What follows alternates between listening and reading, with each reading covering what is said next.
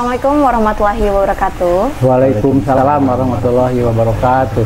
Oke, selamat siang para wargi Tasik. Ketemu lagi bersama saya Rosmayanti di Ngobrol Pintar. Hari ini kita sudah kedatangan dua narasumber yang sangat luar biasa. Di sebelah kanan saya ada Bapak Haji Nandang Suryana selaku Ketua LP2NU Kota Tasikmalaya, Ujung Sumping, Pak. Kemudian di sebelah kiri saya juga ada sekretaris dari LP2NU Kota Tasikmalaya, Bapak Yasir Syamil, Ujung Sumping, Pak. Sehat, Pak? Alhamdulillah. Alhamdulillah. Oke, seperti di episode sebelumnya, bahwa kita akan menghadirkan episode-episode dengan pembahasan yang sangat unik dan menarik. Seperti hari ini. Hari ini kita sudah berada di Sekretariat LP2NU. Apa itu LP2NU? Para warga Tasik tentu sebagian sudah mengetahui dan sebagian lagi mungkin baru mengetahui. LP2NU ini adalah bagian dari Nahdlatul Ulama yang memang mempunyai tugas pokok yaitu untuk melaksanakan kebijakan Nahdlatul Ulama dalam bidang pengelolaan dan pengembangan pertanian, kehutanan, dan lingkungan hidup. Betul, Pak? Ya, betul. Oke. Dan tanpa berlama-lama, langsung saja kita akan berbincang bersama Bapak Ketua, berikut Bapak Sekjen terkait LP2NU. Oke, yang pertama kita akan berbicara bersama Pak Yasir Syamil. Dengan Bapak Yasir Syamil sebagai sekretaris ya, Pak? Ya. Sekretaris dari Lembaga Pengembangan Pertanian Nahdlatul Ulama. Bisa disampaikan, Pak, ke para wargi Tasik LP2NU ini apa gitu, Pak? Karena mungkin sebagian masih belum mengenal gitu. Assalamualaikum warahmatullahi wabarakatuh. Terima kasih Mbak Rosma. Yang pertama mungkin kata-kata atau apa LPPNU atau LP2NU. Nah, jadi LP2NU itu salah satu bagian otonom, badan otonom dari Nahdlatul Ulama. Nahdlatul Ulama yang memang salah satunya bergerak di bidang pengembangan pertanian, bidang pengembangan pertanian. Yang dimaksud di sini pengembangan pertanian itu bukan hanya pertanian, gitu Mbak Rosmi. Tetapi LP2NU di sini bisa digarisbawahi pengembangan pertanian itu secara luas, bisa masuk ke perikanan, peternakan, dan salah satunya itu untuk pengembangan sumber daya manusia, sumber daya alam, sumber daya manusia yang ada di dalam muharik atau bagian poin-poin kerja dari LP2NU sendiri. Nah, untuk hari ini saya sangat berterima kasih khususnya di kepengurusan PCNU ini saya dipercaya sebagai sekretaris di LP2NU yang mendampingi Kang Haji Nandang sebagai ketua LP2NU. Mungkin cakupan secara luas karena kita berbicara potensi kota Tasikmalaya ini memang disebut kota ya, tapi masih banyak lahan garapan pertanian. Arahnya ke kota ini mau arah ke metropolitan atau senternya Priangan Timur kota Tasikmalaya. Nah,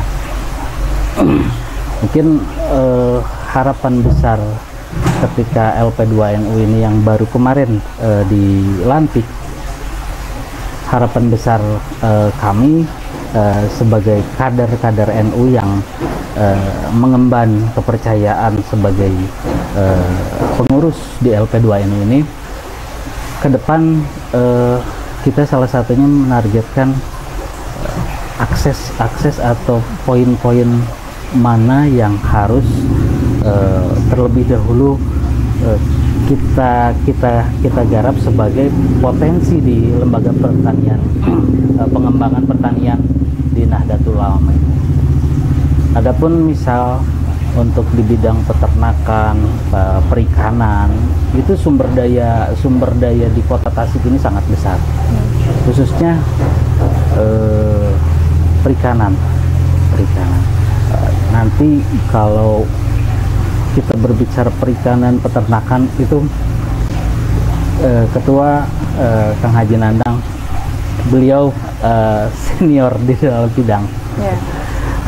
Dari saya mungkin segitu aja. Ya, baik, terima kasih Kang Yasir. Jadi begitu para warga Tasik, memang adanya LP2NU atau LPPNU ini itu ternyata memang berfokus tidak hanya dalam artian pertanian tapi juga memberdayakan gitu ya. Memberdayakan dari mulai perikanan, seluruh yang sesuatu yang bisa digarap dalam dunia perhutanan kita garap di sini ya Kang. Baik, selanjutnya kita akan berbicara nih, mungkin para warga Tasik juga nggak sabar ya, kita sudah kehadiran sosok orang baru nih di LP2NU. Ada Bapak Nandang Suryana yang memang baru ya Pak, baru menjadi ketua dari LP2NU ini. Baik, karena tadi Kang Yasir sudah menjelaskan katanya soal apa ya, dalaman dari LP2NU ini nanti Bapak yang menjelaskan. Oke, saya sekarang beralih ke Bapak nih. Dari sebagai ketua baru dari LP2NU, apa saja sih Pak yang dikelola di sini? Terus bagaimana sih kalau bisa dikatakan tata kelola mungkin ya Pak? Bagaimana pengelolaan dan pengembangan di LP2NU ini gitu sehingga bisa menjadi wadah pemberdayaan katakanlah lingkungan yang baik gitu Pak. Boleh disampaikan ke para warga Tasik Pak? Terima kasih Mbak Rosma. Assalamualaikum warahmatullahi wabarakatuh. Waalaikumsalam warahmatullahi wabarakatuh. Saya alhamdulillah dipercaya oleh Ketua NU ya untuk menjadi Ketua Lembaga Pemberdayaan Ekonomi di bidang pertanian NU. Kebetulan sekretariatnya di sini.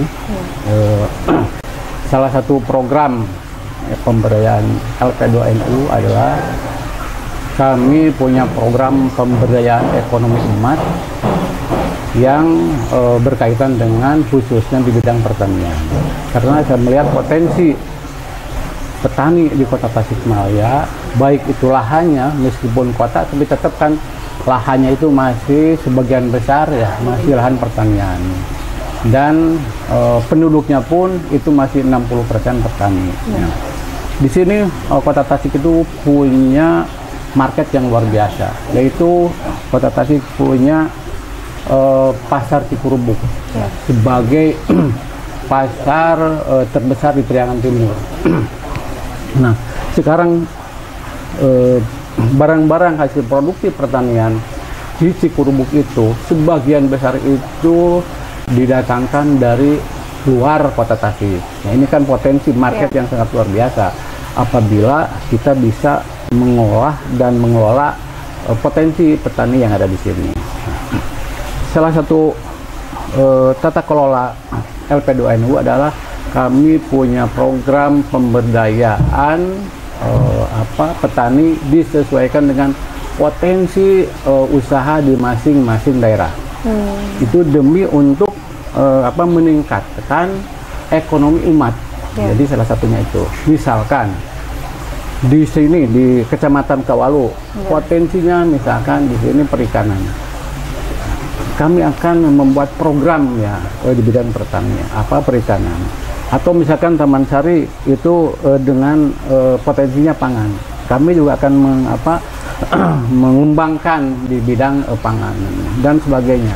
Jadi salah satunya program LP2NU itu seperti itu. Ya, jadi termasuk juga ini akan membantu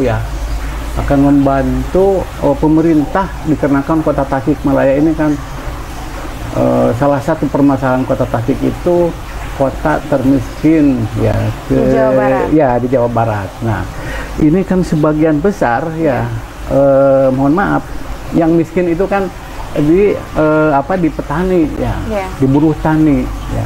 Bagaimana meningkatkan buruh tani menjadi petani? Kan di petani itu ada 3. Yang pertama ada buruh tani, yaitu yang biasa ya bekerja ya di ladang, di sawah ya. Ada petani itu yang punya lahan, yang punya karyawan, bisa memanage, itu adalah petani. Terus ada pengusaha hasil produksi pertanian. Nah, ini bagaimana kita bisa mengelola dari hilir sampai hulu. Ini kita harus betul-betul dikelola secara maksimal ya, supaya membantu perekonomian umat ini menjadi betul-betul jadi petani itu menghasilkan, berdaya gitu ya Pak? Ya, berdaya. Yang sementara ini kan petani itu, mohon maaf, identik dengan kemiskinan ya. Jadi bagaimana kehadiran LP2NU ini betul-betul ketika bertani itu ya petani yang menguntungkan ya. Dan memang kenapa sementara ini petani itu miskin ya, itu dan memang seperti itu, dikarenakan menjadi petani itu adalah gambling. Yang pertama, tidak mempunyai jaminan harga yang pasti karena harga-harga diserahkan kepada mekanisme pasar, sehingga yang berlaku adalah hukum dagang ya. Maka barang banyak, permintaan kurang. Nah, ini hasil produksi pertanian ini kadang-kadang murah, bahkan sampai tidak laku. Yang kedua, tidak mempunyai jaminan pasar yang pasti. Nah, jadi kami LP2NU ini insya Allah akan menjamin kedua permasalahan itu, yaitu nanti LP2NU akan menampung hasil pertanian dan kita akan menjamin kepastian harga yang pasti. Nah, itu. Jadi Kota Tasikmalaya ini kalau dikelola dengan benar, seperti sekarang saja peternakan ya. Itu kebutuhan sapi, kebetulan sekarang hari raya Idul Adha ya, itu kebutuhan sapi ya untuk ibadah kurban ini sangat luar biasa. Saya saja di sini tidak pernah kurang dari 300 ekor per ini. Kurang. Saya saja. Sedangkan di sini ada berapa puluh pedagang. Apalagi yang namanya Idul Fitri. Idul Fitri itu sangat luar biasa kebutuhan daging sapi di Kota Tasikmalaya. Jadi Idul Fitri itu H-5 sampai H+7 itu untuk kebutuhan Kota Tasik, bisa dicek di Dinas Pertanian, Peternakan Kota Tasikmalaya itu bisa lebih dari 3.000 ekor. Ya, jadi sangat luar biasa ini potensi Kota Tasikmalaya itu. Jadi sekali lagi Mbak Rosa, terima kasih. Mudah-mudahan saya sebagai Ketua LP2NU ini ya bisa betul-betul membantu petani yang tadinya petani itu tidak mempunyai penghasilan, sehingga kita tata kelola di bidang pertanian itu terutama tentang SDM pertanian, SDM petani ya, itu bisa betul-betul bisa mempunyai ilmu di bidang pertanian. Baik. Berarti para warga Tasik dengan adanya LP2NU ini memang betul-betul sangat berdampak ya, sangat bermanfaat, karena tadi melalui pemberdayaan semuanya akan berdaya dan sinergi kolaborasi itu tidak terlepas dari itu ya Pak. Dan di sekretariat LP2NU ini juga ternyata memang banyak yang yang dikelola ya Pak. Boleh disampaikan apa saja tuh Pak yang dikelola di sini? Ya, kami yang pertama di sini itu ada peternakan sapi. Tapi untuk sapi ini penggemukan ya, penggemukan ya. Terus ada juga ayam petelur. Ya, dikarenakan pasar ya, Kota Tasik itu membutuhkan telur itu sangat luar biasa. Kalau tidak salah itu sampai 7 ton per hari untuk Kota Tasikmalaya itu. Nah, itu sebagian besar itu dikirim dari luar Kota Tasik. Itu dari Blitar. Ada juga ikan juga. Ikan juga ya. Ikan yang dijual di Kota Tasikmalaya itu 80% sampai 90% itu bukan dari Kota Tasikmalaya. Nah, ini mungkinlah salah satu tantangan bagi kami, dikarenakan Kota Tasikmalaya punya market yang sangat luar biasa. Dengan saya dipercaya sebagai ketua lembaga pengembangan NU ini, ya mohon doanya aja supaya betul-betul bisa dirasakan khususnya oleh petani. Ya, amin. Baik, terima kasih Pak. Nah, dalam hal ini juga LP2NU itu tidak hanya sekedar nama, tapi juga memang melakukan praktik langsung ya Pak di sekretariat. Buktinya tadi dari Bapak Ketua menyampaikan di sini ada sapi, ada ayam petelur, ada perikanan. Di sini semua dikelola dengan baik ya Pak. Nah, lantas yang menjadi pertanyaan adalah yang mengelola hal-hal yang tadi saya sebutkan itu apakah memang pengurus langsung dari LP2NU yang merawat, yang mengelola, apakah ada bantuan dari mana gitu yang khusus dalam segi pengelolaan Pak? Kalau untuk modal, memang sementara ini dikarenakan saya baru ya.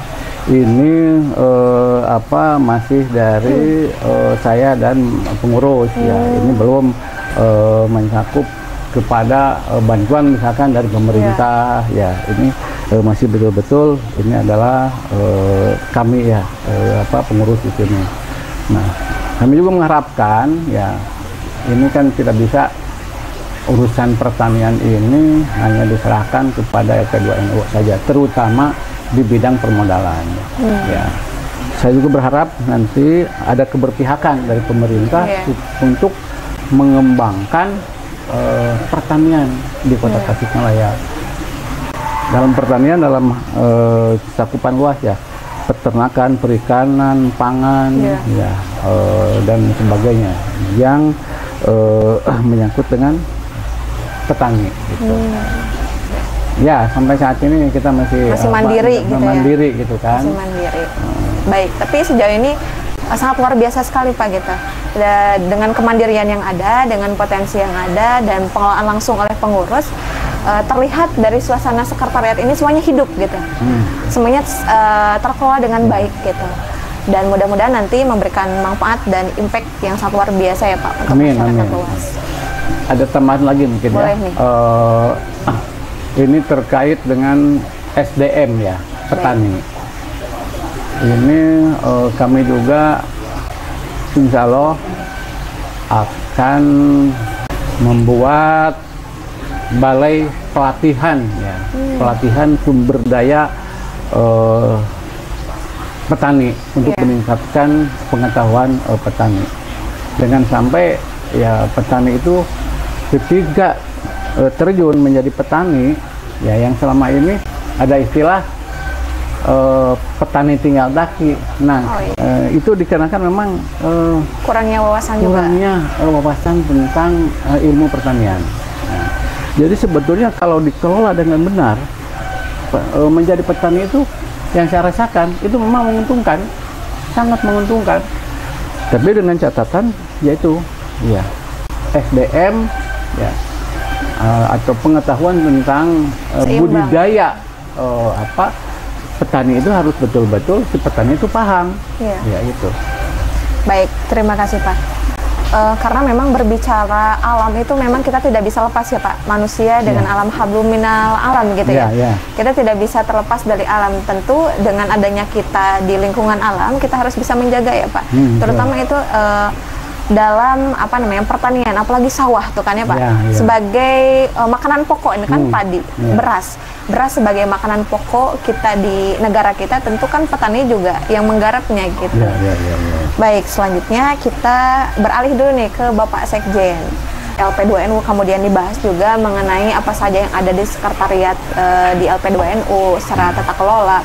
Saya ingin bertanya, di sekretariat ini itu sudah didirikan sejak kapan Pak Sekjen? Kalau boleh disampaikan. Ya, untuk kesekretariatan ini beliau Kang Haji Nandang ketika beliau ditunjuk dan dipilih oleh PCNU Kota Tasikmalaya, mungkin karena jiwa pengkaderan yang kuat, jiwa pengkaderan yang tinggi, ya udah di sini aja lah. sekretariat kita. Kenapa di sini? satu di sini bisa merepresentasikan pertanian, Mbak. Oke. Salah satu representasi ketika kita berbicara pertanian, kalau kita nggak ada representasi di sekitar kita ya, kita mau bilang apa Sulit, pertanian? ya, Jadi kenapa di sini pengelolaan kesekretariatan ini memang mungkin karena beliau Kang Haji Nanggang ditunjuk sebagai ketua LP2NU, ya. Jadi sini aja lah ininya sekretariatnya. Karena kenapa ya? Tadi saya bilang tadi satu di sini memang kita bisa lihat sendiri, bisa ada representasi dari pertanian itu terasa lah, gitu, terasa. Jadi insya Allah mungkin kita ada satu tempat lagi di Urup itu kira-kira ada sekitar 24 hektar. Kebenaran beliau tidak hadir, Kang Dian Hedianto. Beliau adalah ketua bidang pengembangan sumber daya manusia di LP2NU. Nah, beliau di salah satu wilayahnya, atau kebenaran wilayah tersebut adalah tanah beliau yang beliau garap itu. Di situ sudah ada workshop pertanian, workshop nanti untuk pelatihan bidang pertanian, hijauan, itu lokasinya di sana, di Urup, di Kampung 9. Yang insya Allah kapan-kapan kalau kita ada waktu bisa gitu ya, bisa podcast di sana langsung, kita bisa lihat oh ini LP2N itu seperti ini garapan sumber dayanya, ini garapan bidang pertaniannya, ini garapan bidang peternakannya. Mungkin dari saya segitu, Mbak, intinya. Baik, berarti memang tempat itu menjadi salah satu hal yang sangat penting, ya Pak? Ya, benar, menjadi salah satu yang sangat penting karena butuh tempat yang cukup strategis. Ya. Kita kan di kota Tasik nih, kota. Kalau di tengah kota nggak mungkin ya Pak? Nggak mungkin. Pasti harus agak ke dekat wilayah-wilayah penduduk, gitu kan? Untuk lahan-lahan yang memang bisa kita garap. Kemudian gini Mbak, termasuk di kota juga ya, kita punya program optimalisasi lahan pekarangan, ya, yang fungsinya adalah untuk memanfaatkan lahan yang ada, misalkan untuk nanam cengkeh misalkan ya, itu, atau cabai, atau untuk kebutuhan sehari-hari saja, itu kan bisa dipot. Ya, dan itu kalau betul-betul itu dikoordinir, ya dikelola dengan baik. Misalkan saya tinggal di Perum Terbatik, itu ada 675 kakak. Kalau saja misalkan satu kakak 10 pot cengkeh, cabai, ya, dikali yang tadi ya Pak? Dikali misalkan 600 tadi berapa? Ya, itu udah 6.700 pot. Kali satu pohon misalkan, ya, satu kali panen, anggap saja misalkan 3 on, itu sudah berapa? Itu kan kalau digabung-gabung itu sama dengan kita ya punya hektaran. Ya, itu bisa dikelola oleh untuk panennya oleh ibu-ibu RT ya, atau RW yang mau betul-betul mengelola potensi yang ada di situ. Kami sekali lagi punya program optimalisasi lahan pekarangan, ya minimal untuk kepentingan keluarga sendiri, ya lebihnya kan bisa dijual, ya. Dan yang biasa misalkan beli cabai untuk sehari misalkan anggap saja 5.000, ya, cabai atau cikur atau apa, ya, itu kan bisa dipakai anak sekolah, atau ditabungkan, kan ini luar biasa, ya. Jadi ya di samping lahan pertanian di kampung-kampung, di kota juga bisa, tinggal mau itu bisa, gitu. Apalagi kalau sempat juga ya Pak, kadang-kala harga cabai atau cengkeh itu naik di pasaran tuh. Kalau misalkan kita nanam sendiri, kita tinggal metik ya Pak. Enak gitu kan, seger dari hasil sendiri untuk sendiri juga gitu kan. Baik. Sangat luar biasa sekali gitu ya para warga Tasik, kalau misalkan kita mampu memanfaatkan lahan yang ada. Ini tidak perlu juga kita punya lahan yang besar. Kalau misalkan ada lahan yang kecil, kalau kita bisa memanfaatkan, itu menjadi apa ya, sesuatu yang bermanfaat gitu ya Pak. Namun saya ada nih pertanyaan yang tidak kalah menarik juga. Mendengar mungkin Bapak juga sering mendengar petani milenial. Nah, banyak kampus-kampus yang mempunyai jurusan pertanian. Untuk petani-petani muda kedepannya itu menurut Bapak seperti apa nih Pak? Karena kalau berbicara petani kan rata-rata itu orang yang sudah tua gitu Pak. Kalau anak muda yang dibekali dengan apa ya, materi, kemudian wawasan-wawasan mengenai pertanian, mungkin kedepannya bisa berimpact baik juga ya Pak untuk pertanian perkembangan di Kota Tasik khususnya. Iya betul. Jadi begini, sekarang itu sepakat Mbak ya, bahwa generasi petani itu sekarang itu boleh dikatakan ya hanya sekian persen aja lah. Termasuk juga dari lulusan-lulusan universitas jurusan pertanian ya. Itu juga memang kebanyakan kan sekarang lulus sekolah, meskipun lulusannya bidang pertanian, tapi kadang-kadang kerjanya kemana gitu kan, ada di bank dan sebagainya. Ya, jadi lulusan SMA atau SMP malah jadi buruh pabrik. Dikarenakan memang selama ini jadi petani itu memang tidak menguntungkan. Nah, inilah perlu kita memberikan wawasan tentang ilmu budidaya pertanian yang memang menguntungkan. Saya juga agak khawatir ya, ketika ini tidak ada regenerasi tentang petani, jadi akan kemana nanti petani kita yang betul. Petani itu selama ini identik dengan yang sudah tua, kumuh, terus kalau pakai peci atau kopiah hidung rada berem gitu kan, pakai sendal jepit. Nah, ini kita harus menciptakan ya bagaimana menghilangkan image itu. Jadi petani supaya betul-betul petani itu yang menguntungkan, tidak identik lagi dengan miskin, kumuh, tua gitu kan. Berarti perlu dibangun dari mindsetnya dulu, orientasinya dulu, bahwa petani itu tidak miskin gitu. Tapi itu muncul tidak semata-mata hanya dari kata, tapi harus juga ada rasa untuk bisa memberdayakan gitu ya Pak. Sehingga terbangunlah bahwa petani yang berdaya, itu mungkin ya Pak. Ada tambahan dari Bapak Sekjen tentang petani milenial Pak? Balik lagi ke tadi bahasannya petani milenial. Sebenarnya kalau kita runut dari namanya, petani itu kan siapa sih yang kasih nama pertama itu petani gitu kan?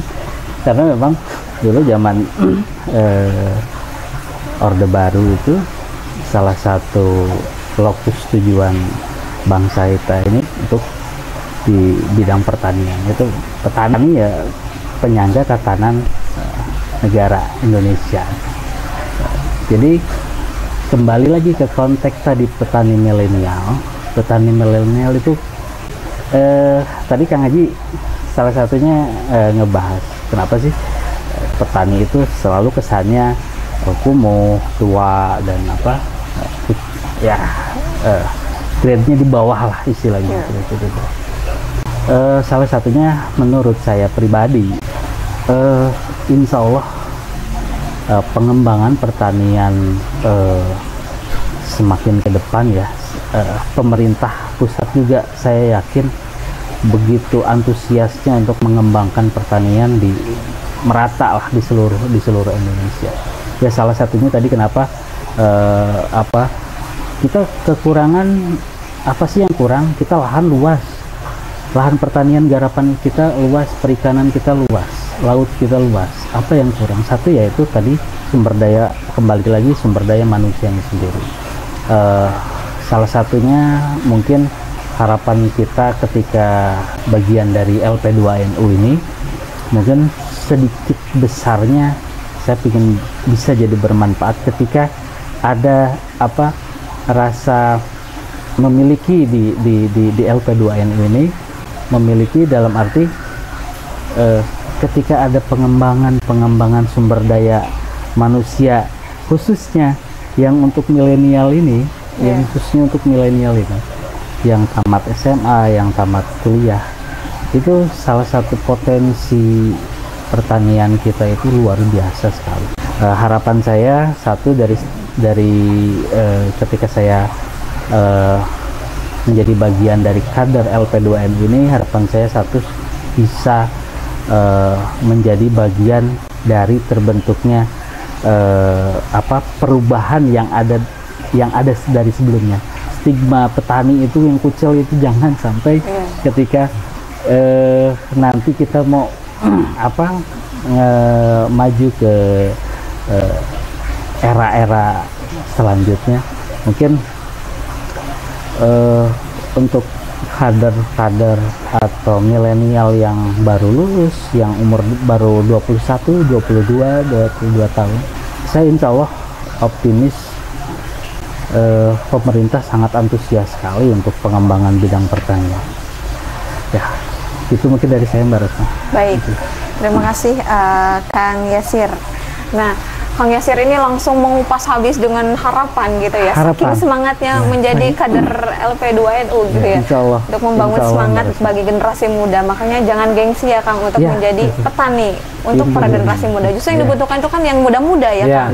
Yang dibutuhkan itu yang muda-muda gitu. Karena Kang Yasir sudah sampai pada harapan nih, tinggal berarti harapan dari Bapak Ketua LP2NU untuk Kota Tasik nih, khususnya di bidang pertanian, potensi, karena memang tadi sudah disampaikan banyak potensi yang sebetulnya kita bisa gali, kita bisa manfaatkan. Kalau tidak ada yang memberdayakan, mau siapa lagi?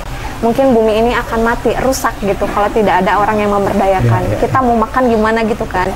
Nah, baik, barangkali ada yang mau disampaikan dulu nih dari Bapak Ketua LP2NU untuk Kota Tasik dan para warga Tasik ini seperti apa?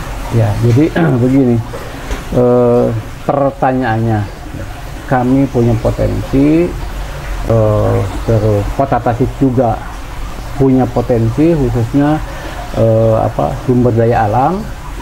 Pertanyaannya, apakah pemerintah ini ada keberpihakan tidak kepada kami? Ya, saya sih harapan besar dari pemerintah itu betul-betul ada keberpihakan kepada petani, dikarenakan kita harus akui memang kenapa Kota Tasikmalaya tadi menjadi kota miskin, dikarenakan regulasi tidak ada di sini, yaitu barang-barang hasil produktif pertanian kita didatangkan dari luar, otomatis kan dari Kota Tasik uang dibawa keluar. Ya, harapan saya supaya pasar Kikurubuk itu betul-betul disuplai dari Kota Tasikmalaya. Harapan saya betul-betul pemerintah Kota Tasikmalaya itu ada keberpihakan kepada petani di Kota Tasikmalaya, supaya regulasi ada di sini. Jangan cuma hanya regulasi itu hanya keuntungan atau laba yang sangat kecil. Ya, dikarenakan sebagian besar uangnya dibawa keluar. Baik. Harapan dari saya ya kembali kepada pemerintah gitu. Ya. Bisa saling sinergi gitu ya. Ya, betul. Ada tambahan Bapak Sekjen sebelum kita closing? Cukup. Oke, cukup aja.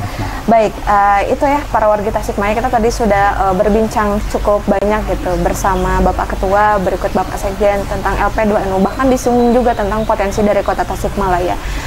Tentu yang menjadi harapan besar tadi juga dikatakan oleh Bapak Ketua, mudah-mudahan ada jalinan kerjasama, ada sinergi, ada kolaborasi dari pemerintah kepada pihak ini gitu, sehingga ketika kerjasama dua belah pihak bisa dijalankan dengan baik, insya Allah impact ataupun dampak dan manfaatnya bisa terasa oleh masyarakat luas.